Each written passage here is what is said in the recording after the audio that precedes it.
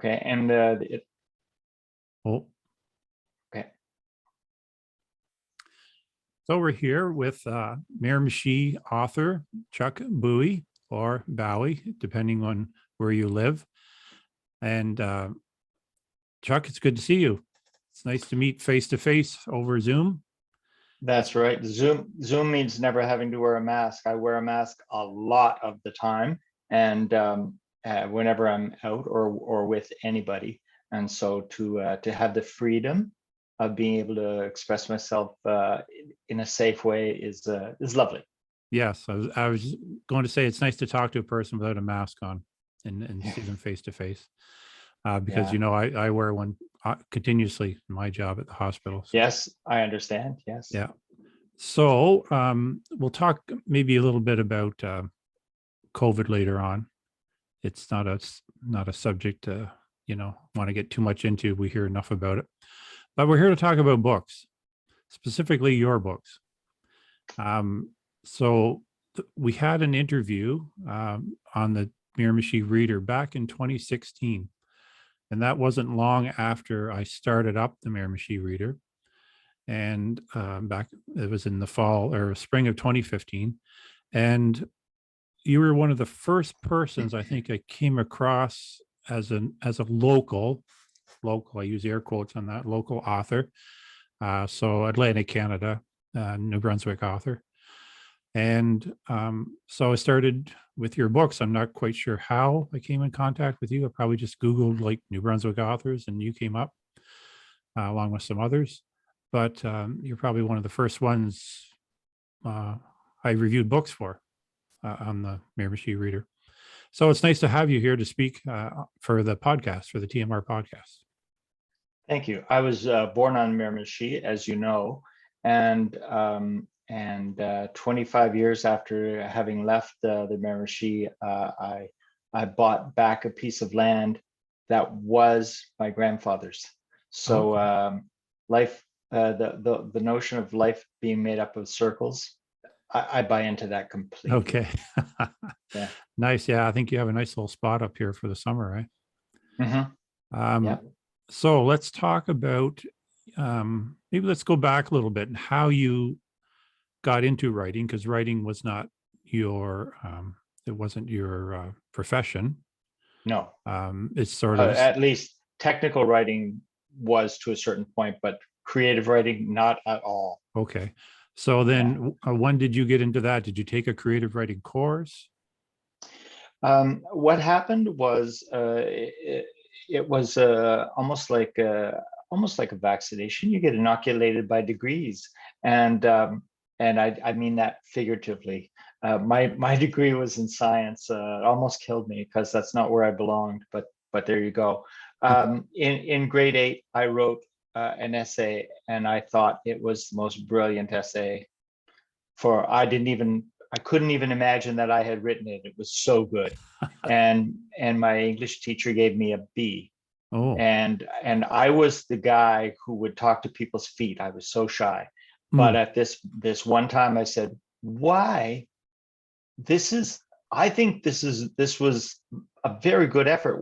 Why not an A? And she yeah. said, I don't give A's. And Oh, and that day I said to myself, if I'm going to write anything from here until the end of my life, I'm going to try to write the best possible thing that I can, worthy of A's. And so grade 8, I kind of started off that way. And then by in my 20s, I was writing short stories. I don't know if you have ever met Lois Martin, former editor of the Northumberland Miramichi Leader, Northumberland Leader. no, Anyway, one of yeah. the predecessor Okay. publishers on Miramichi. Sadly, her publishing house, like the publisher, the building burned down. Oh, And then today's modern David Cadogan style newspaper is the one, but the predecessor magazine, they would buy my short stories from me oh, when okay, yeah. I was in my 30s. Well, and selling tourism articles. oh yeah. Well, there's not much. I don't think there's much left of the actual Miramichi leader anymore. I think No. it's all going to be amalgamated under Telegraph Journal, I think. Yes, and the demise of journalism, newspapers in particular, Yeah. is imminent. I'm afraid to say, sad to say, really. Yes. Yes. So back in the day, I was Yes. writing short stories and saying, why couldn't I write a book? Well, I just can't. It's too daunting to consider writing an 80,000 word Yeah. missive and thinking I'm going to get it correct. And Uh-huh. so I had at least 4 false starts. One of them was actually a 93,000 word science fiction novel Ooh. that sits in my drawer to this day. Yeah. It just wasn't good enough. But do you think it might So, be at some point? Would you revisit it? well, uh, I have the pleasant problem of writing mystery novels and adoring writing mystery novels. Yes. And so the notion of actually considering going back to that book and saying, okay, I'm going to start from scratch. Um, Again, I used the word daunting earlier, and I think it would be daunting again because you see, there's this one absolutely brilliant idea in the novel, Yeah. but the two prime characters, the MCs, the main characters, they were very formulaic, and Okay. it was written when I was too young to write, I Okay. think. All right. So I've never told anyone what that absolutely brilliant science fiction, speculative fiction idea Yeah. is, because you never know. I might someday say, oh, look, I've got a year. Why don't I just go write a different kind of book? But I have to say, right this minute, I'm thinking I probably won't ever revisit it. I'll I'm finishing up a cozy mystery right now, and I have another one that I'm looking at in my mind. And then the minute I get the permission, the thumbs up to travel, well, then there'll be another Donovan Thief for Hire Okay. All right. novel in the works. Okay. And So yeah, well, we're going to get to your books in a second. I, um, I sort of lost my train of thought there. It was very fascinating. Oh, but science fiction. So that one oh great yeah, idea. So yes. is it a great idea that could crop up in one of your present novels series, or it's just No, too futuristic? it's it's I wrote the book as a science fiction book, Yeah. but the kernel of the what I think a brilliant idea Yeah. is speculative fiction. Okay. So when my editor read this humble first offering, Yeah. she said, "You've written this 200 years into the future, and it's all very interesting, pretending that you know what the near future will hold. Right. But I have to tell you, the really fascinating part of this book is the little 10-year-old girl. And she's Oh. not the main character at all. She doesn't show up till page 80. Ah. But when she does, she takes over the book. Okay. And then my editor said, you don't have to write this in the future. Hmm. Let that 10-year-old girl appear on Tuesday in Fredericton next week, Yeah. and let her and her story appear on present day streets. Yeah. But anyway, Okay. I think it's the story for another day. All right. Yes. Interesting. Fascinating. So let's get to your novels. Well, thank So you. I'm holding here in my hand the latest Sean Donovan Thief for Hire book, Her Irish Boyfriend. But Uh, oh, what? oh, I was just going to say that was the one novel that was a gift to me. The Muse just came, Oh, okay. and when I was traveling, every scene, not every scene, but uh, every step of the way, every destination site, delivered a piece of the plot. And at the end of a month in Europe, England and Ireland, the whole story was laid out for me on a silver platter. And I came home and wrote it in a fever. Oh, Just took me a month to write the book. so it's actually number 5 in the series. Yes. So the first one, Three Wrongs, and then Amacat, Steal It All, The Body in the Underwater Road, and then finally Her Irish Boyfriend. Yes. So tell us, I was going to try to explain who Sean Donovan is, but I might as well let you do it since he's your creation. So who is Sean Okay. Donovan? Thank you. Sean Donovan is a Canadian young man. I say young man because he's younger than me, Yeah. but he's all grown up, and he was actually uh, kicked out of his house when he was 16, out of his home. And so he had to make his way in the world from age 16. And this kind of broke him and altered his sense of right from wrong. And so he, after learning certain skills in the security business, he became a contract thief, an international contract thief. So if you paid him enough, he would travel to any country in the world and separate someone from their possessions and return that product to them, no questions asked nor answered. So whether it was the floor plans to an art gallery or a Hollywood actress's inexpensive but sentimental necklace, didn't matter to him. He Right. would just go and make arrangements to acquire it. And but at a certain point, halfway through the book, he meets somebody, and this is antithetical to his way of life. Don't meet anybody. Just go, Right. enter into a contractual arrangement that will make you a whole bunch of money, get out.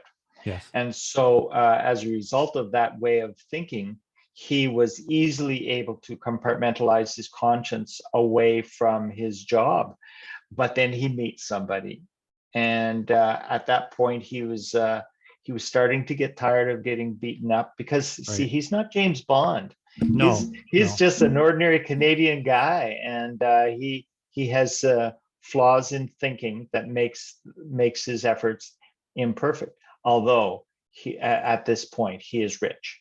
And he has a certain skill set he brings with him. Like he carries around his little canvas bag full Yes. of interesting things to get him out of certain situations. But Yeah. he lives by his wits, I would say. Yes, He's absolutely. he's very intelligent that way. Yeah, and they asked him if he where do you live? Somebody asked him, well, where do you live? And he said, I don't live anywhere, really. My life, I have an apartment in Montreal where I store a few things, Right. and I may see them once or twice a year. But really, my life is a series of hotel rooms in big cities all over the world. Right. Right. And so and that's one thing that stands out about your books is the international appeal of them. I think really only The Body on the Underwater Road is primarily all in Canada, That's between right. New Brunswick and Ontario, and but all the rest of them, and Her Irish Boyfriend, takes place mainly in Bath, wasn't it? Although I was to Bath, Yeah. and I can see it in a future novel. The three prime areas were Dublin, London, and Yorkshire. Yorkshire. Okay. Yes. Okay. City of York. Right. Yeah, Okay. and also I say Yorkshire because although much of the novel is set in the city of York, the crisis is outside of the city of York in the Yorkshire countryside, up Okay. on the moors. Right. So And the interesting thing too is these are all places you've been. absolutely. Yeah. So I had never been to Ireland until just before Her Irish Boyfriend was written, and my son said, you can fly into London, of course, but if you flew into Dublin, you could save several $100s and get a couple of days in a city you've always wanted to visit. Yeah. So my wife and I, we started our trip in Dublin, and ideas started happening. They were popping. A visit to the long room at Trinity College Yeah. blew my mind. Wow. Getting on the Irish ferry and going across the Irish Sea to Wales Yeah. blew my mind. All of these events, it was like I kept saying to myself, "Is this not the best day ever?" Yeah. And I was with every visit, other than Bath, with every visit, a piece of the novel would just land on my lap. Yeah. So this novel was given to me. I didn't write it. I just transcribed thoughts that were bouncing into Right. my head based on the places that I visited. Oh, great. Great. Yes. And it was a very exciting book to read, because they're not jet setting all over the place in this one, as they were in some of the other ones.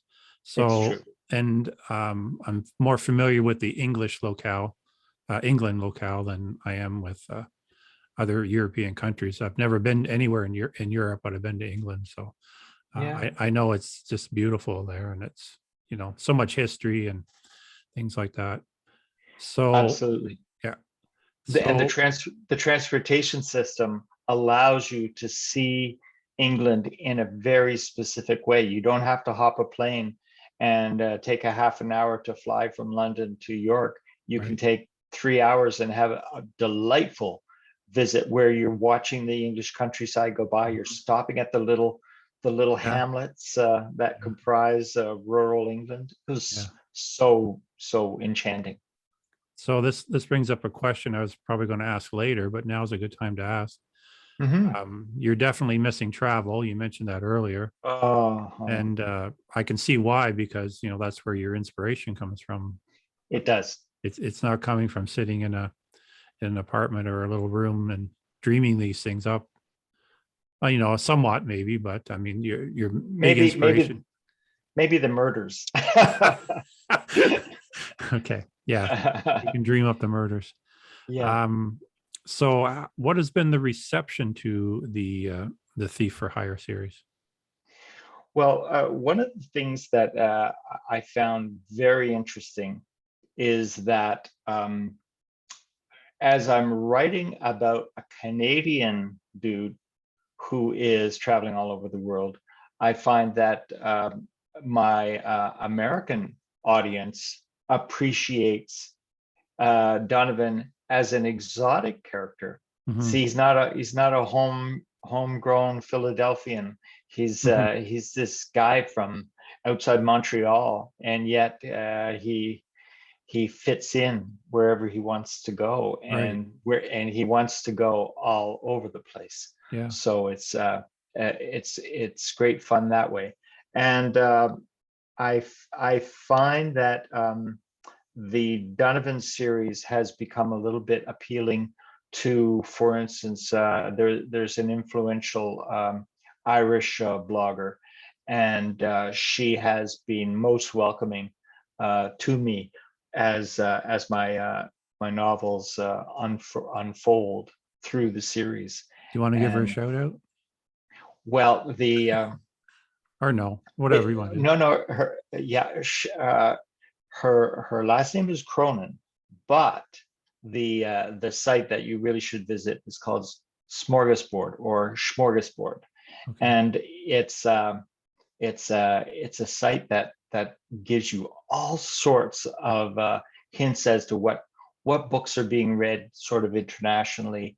Um, a couple of New Brunswickers have found their way onto that site.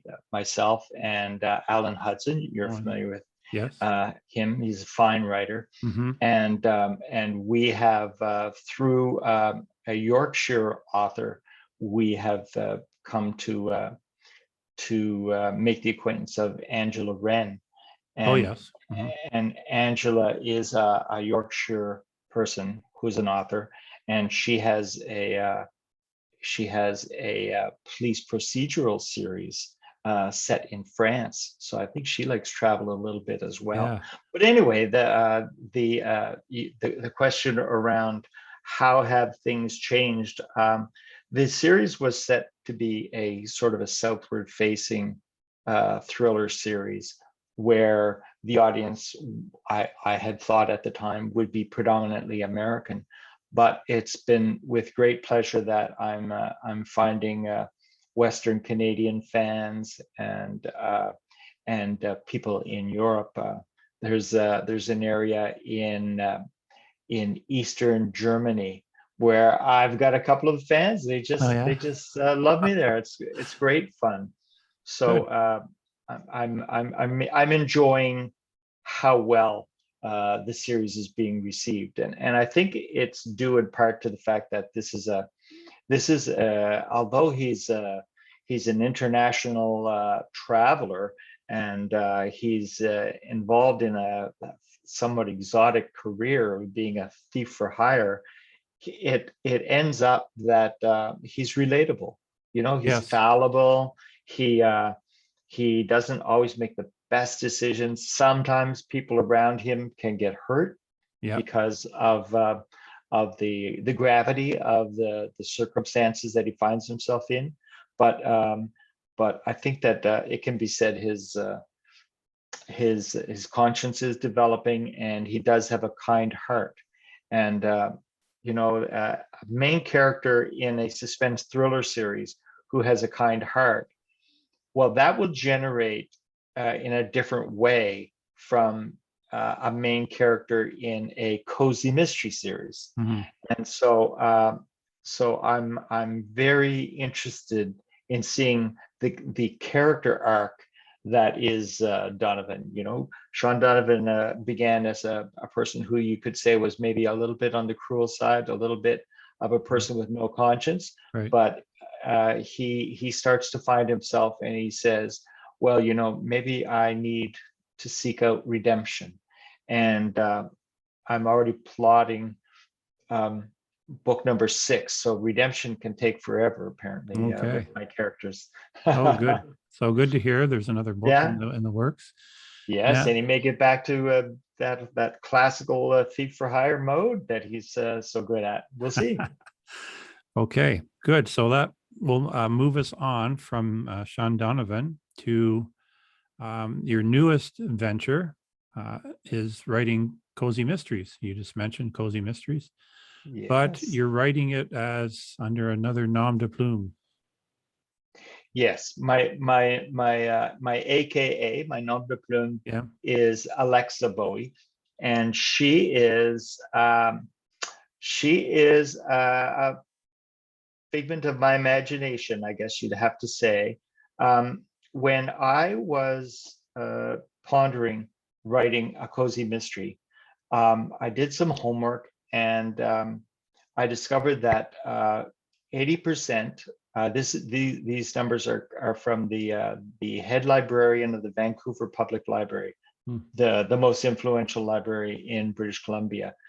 Brilliant woman. Oh my goodness, she's so smart with numbers and tables and what they really mean. Yeah. And she was sharing with us, the audience, that 80% of cozy readers are women, Mhm. and that upwards of 95% of the women who read cozy mysteries, they are seeking a novelist who they trust will deliver the kind of cozy mystery that allows them to safely embark on an entertaining journey where they know at the end it's all going to be okay. Yeah. And Okay. that suggests to them that a woman author might be better I see. Yeah. served to deliver that product to them. I am not being super confidential or discreet about the fact that I write as Alexa Bowie. My primary editor is female. My writing skills have been honed, and I believe that I'm writing a cozy mystery in the fashion that will provide the most amount of entertainment, but will also fulfill that contract that I have with the reader, where they're saying, okay, you can kill your characters, but I want the deaths to happen off scene. You can Yeah. you can have a best friend, but that best friend must not die.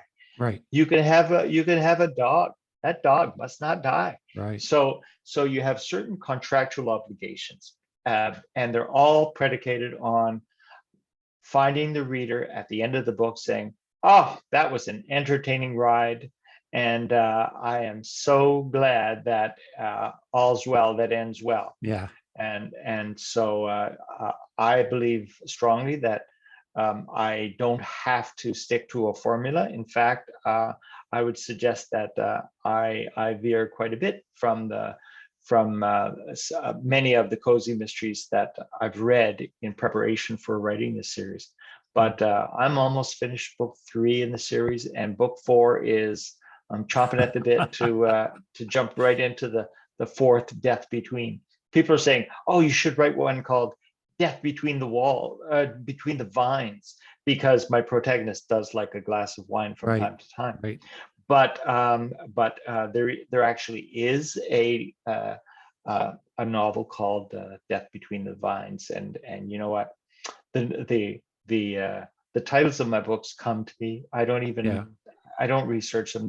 They arrive unannounced and uninvited, and all I do is I just go on the search engines and assure myself that there are a few or maybe no other titles like that. Okay. And so that's how I do it. All right. So I want to mention, just for the audience, so these books are set in Newcastle. The fictional town of Newcastle. Yeah, which has a lot of recognizable landmarks and people in it. But yes, it does. Like if you live here, you know, but if you don't live here, you won't know. But Newcastle is a beautiful place. So your main character is Emma, and I forget her last name already. Andrews. Emma Andrews, yeah. And she lives in the Old Manse, which is a Victorian age. Yes. Victorian age mansion, I guess. Yes. Of that time, in like an in-town kind of mansion. And so it's right now it's like a arts and cultural center. Yeah. And she came into it. I won't go into all the details, because she came into possession of it, and she was originally living in Toronto, although she's from Newcastle, born in Newcastle, and has some family in Newcastle. So she lives in an apartment in the Old Manse. There's a coffee shop downstairs, and then the other rooms are used by artists, and it's used for other events and stuff. So in book 1, Death Between the Walls, they're renovating and they find a skeleton. Right? That's exactly right. That's all I'm going to say about that. Yeah, Death Between the Walls. Between the walls. There it is. So it wasn't a fresh murder. It's been there for a while. Yeah, and it was based on a story I heard about a renovation job. Yeah, having been done in the modern city of Miramichi. Oh, but the origins are completely different, one from the other. And there it was a skull, but not the rest of the skeleton. Okay. So that was interesting. And there was a hole in the back of the head of that skull. Yes. Okay. Yeah. So anyway, the people talk about writing like writers talk about writing prompts. Here's an idea. See if you can develop a story from this idea. Yeah. Well, I'm reading about this, and how could I not develop all sorts of wonderful ideas around the notion of finding a compromised skull between the walls of a renovation project in an old building. So it was so fun. It was fun, and it was a good introduction to a lot of characters that are going to reoccur. Yeah. So the next book was Death Under the Tables. Death Between the Tables. Oh, Yeah. Between the Tables, yes. Yeah. And so a body is found between tables Yeah. at a it was like a not like a buffet, but it was kind of anyways, there was Like a lot of a, food tables. a housewarming Yes, event in a small auditorium inside the manse. inside the manse. Yeah. So And the conceit for that one was, how can someone commit murder in front of most of the police department and yes, half of the fire department and some of the EMTs, yeah, and do it right in front of them? yeah, So that was I I uh, I had to smile at that one. I quite enjoyed it, and the protagonist, the main character Emma, she has an aunt who has a little bit of an acid tongue, yeah, and at the end of the discovery of the murder, she alludes to the death in book one by saying, "Well, this is a hell of a way to make people forget about that murder that happened here last month." yeah. Last month, yeah, So it's a murder of the month. It appeared to be a bit of a murder of the month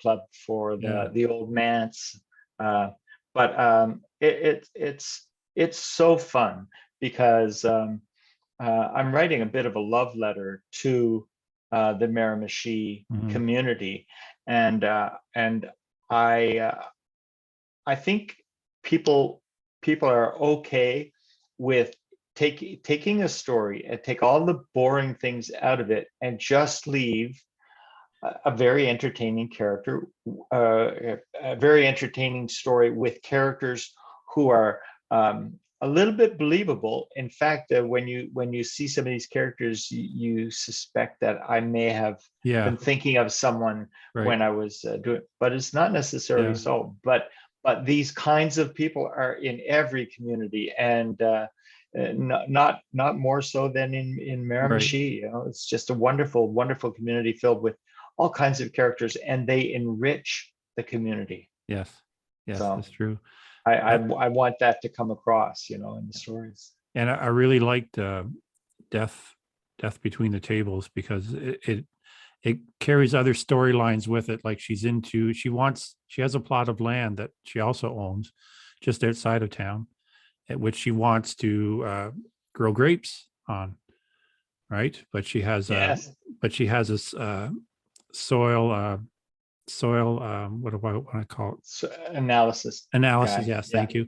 And done, and it's not going to be good for grapes, but it's good for hops. And Really good yeah, for hops. yeah. So with the craft beer industry taking off around here, so there's other storylines going on. It's not just people turning up dead all the time at Emma's doorstep. It's there's other things going on. Well, yes, and book one, there was a lot of backstory that had to be presented and created. And in book two, I can now broaden the paintbrush, broaden the canvas Yes. to include outlying communities and their personalities. And so I have a little bit of fun developing not necessarily multiple storyline arcs, but certainly multiple facets of the main storyline. And I can have a little bit more fun in Death Between the Tables because I've established some of the main Right. characters, Yes. and now we can move on to just having a little bit of fun. Okay. Let's Now, see where the speaking of trouble comes from. speaking of fun, this will probably be the last thing we'll be able to cover tonight. Hmm. So there's a character in the Sean Donovan series, uh, Gemma, Gemma Trask, Gemma, yes, who I really liked. She's a little dynamo. yeah, Would I be correct in describing her as such? absolutely. She's not the tallest person, but But she is trained by the London Met, which is the yeah, London Metropolitan Police, and Scotland Yard, New Scotland Yard, yeah, and so she knows her business. But she's a compact, you yeah, know, like 5 foot 2, whatever right. type of Yeah. young lady. Now, so now we contrast her with Emma Andrews, Yes. and so but Emma's no dummy. Like, she's smart. She's um how do I want to explain it? I mean, she's a nice young woman, uh, Yes. about And 30-ish. I'm guessing. I, Um, I peg her at 34. okay, and maybe Gemma's a little bit the same, 40 uh, maybe. she wouldn't be quite 40 now. Yeah. Okay. So about the same, Yeah, maybe but more the or less, same. but two different types, because I don't think Emma would swat a fly, maybe, but she's like I said, she's no dummy. She's smart. She's curious. She has the curiosity factor going for her, Absolutely. And they're and both tenacious. tenacious. There's the word. Yeah. Yeah. They're both of them have this tenacity that won't let them let go of when they see a problem, they can't let go. Yeah. So Do you, they have that in common. do you find it easier to develop female characters over male characters, or about the same? I worried about that when I was starting out. I want to be as respectful as I possibly can with female characters. Right. And when I was writing book one, I discovered that my wife, who has 2 degrees in English and French literature and is a voracious murder mystery reader, Yeah. she would point out to a passage and she would say, "Well, she's not going to say that. She wouldn't say Oh. that." Or she may say it, but she wouldn't say it that way. Right. And so I was helped to understand how to write my female characters better. And as a result of it, these characters would show up, and I would say, "Oh my goodness, that when Gemma shows up, she is basically a police officer from London who has no respect for private sector consultants, on a crime scene. Why do we need them? Why can't my department Yeah. just handle it? Like, we're talking New Scotland Yard here. Can Yeah. we not get the job done?" And so the ambassador says, "Well, you're sitting on Canadian soil Right. technically when a murder takes place in McDonald House, Yeah. or the Canadian Embassy. You basically you had better learn to get along with these Canadian law enforcement people, or else you're going to get nowhere." Right. And so she was that person. And then we have Donovan, the lone wolf. He's he was uncomfortable, and he's married, and he's uncomfortable to Yeah. to being married to someone. So Yeah. there really are complexities that reveal the character of these people. And when I finished book 3, Steal It All, and all the troubles that I put Gemma through, I said to myself, you know what? If I wanted to write a series about her as a security consultant, Yes. I could. I already know where it would be. I know what the opening scene would be like. Wow. She walks into her new office as a consultant in New York City, goes down the hall, sits in the wrong office because she was misdirected, Yeah. opens the drawer to the desk that she thought was hers, Yeah. and sees a gun, Oh. closes the drawer, gets up and goes to the reception and said, "Whose office is that?" "That's your boss." Oh. So if I write the series, Yeah. that's how the series is going to start. Wow. There you And go. she specializes in gangs. So she'll Yeah. be, if I do write her, I'll write her as a consultant Yeah. brought in to work on gangs. Because she's definitely a good, like, strong main character that you could write Yeah, books around. Yeah. that's right. She carries baggage. I consider her a broken person. Right. Um, she when you see her record as a person dating young people, Right. or dating her contemporaries, is just not doesn't go well at all. Right. And so she has this baggage that she really has to try to address. But at the same time, when you look at her the way she throws herself into her job as a police officer, almost ex-police officer, and the tenacity that with which she approaches her job. She's so fun to get at. And I think one of the things that I smiled at, and this was in hindsight, this is something I've only thought of recently. People say, do you write sex scenes? Not really, I don't. No. Do you write your characters sexy? And I think of Gemma, and over the course of 2 books, she spends maybe 4 pages in a little black dress, and Yeah. she looks like $1 million, Right. but that's not her. No. Hours later, she's got her hair jammed up inside of a po' boy newsboy's cap, and she's back being who she is. Yeah. And it's the same thing with Emma, my protagonist in the Cozy Mysteries. Emma, I haven't given her the opportunity to dress up and be all girly and everything. She's too busy, getting things done, Yeah. solving murders, and Yeah. so on. Wonderful. So let's see how it goes. Well, it's been great talking to you tonight, Chuck. Oh, this was so fun. It was fun. And you have the dubious honor of being the first author I've interviewed here on the podcast.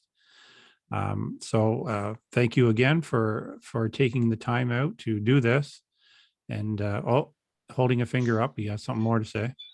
I just can I give a little plug for a recent project that Yes. I've been involved in. Yes.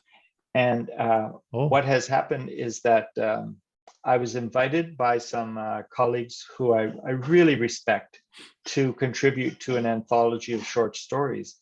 And the series is called begins with a series of short stories called Autumn Paths, and it's a set of short stories written by nine authors.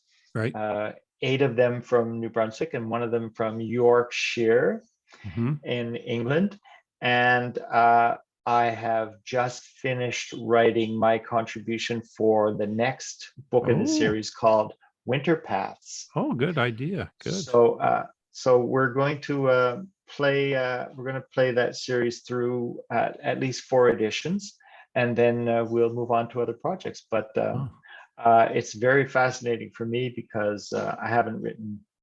I might have written 2 short stories in 20 years. And it's been all about the novels once I got started. Since you brought up Autumn Paths, I want to mention that I was honored to be asked to write the introduction to that book, which was a great, like I say, honor. And also your contribution puts Sean Donovan with Alan Hudson's main character. It's just slipped my mind. Yes, Drake Alexander. Drake Alexander, yes. Yes. Which is something, I don't know. I think I suggested it a long time ago when I met you both. So there might be some royalties due there, but there might. But they're 2 different types of people too. So I don't know if they are. I don't know if you could ever pull off a novel with the 2 of them, but I don't know. They both live in different worlds, I think. So they do, and I don't know that I would find the time because Donovan keeps me busy and Emma keeps me busy as well. So, and I'm writing what I love right now, and so I don't see myself moving sideways. I'll just tell you that when Autumn Paths was being conceived, we authors got together, and in an extended email thread, we were all extolling your virtues and giving you all the praise we possibly could, James, for the Miramichi Reader and everything that you've done. You've introduced me live in the past, and you've introduced me through Autumn Paths in literary form, and I am grateful, and we're all grateful for you. Thank you very much. Thank you. And thanks for this. Oh yeah, I love this. This was great. We'll do it again sometime. That sounds fun. And you have the title of the next book coming out, or is that a secret still? Why don't I give you an exclusive and tell you that book 3 in the Death Between series is called Death Between the Decks. Ah, And so 6 lawyers get in a boat and do a harbor cruise for a reception. 5 of them come back alive. only 5. Only Okay. 5 return. All right. So Is Emma on the so boat? Emma must be on the boat. Emma is on the boat. Okay. Yeah. Good. Yeah. All right. Great. Well, thanks again, Chuck. Oh, it was fun. We have to end it here because this is the free version of Zoom and we're going to be cut off anytime soon. So great chatting with you. And like I said, we'll do it again sometime. Thank you. Okay. Have a good night. Okay, you too. Bye-bye. Bye.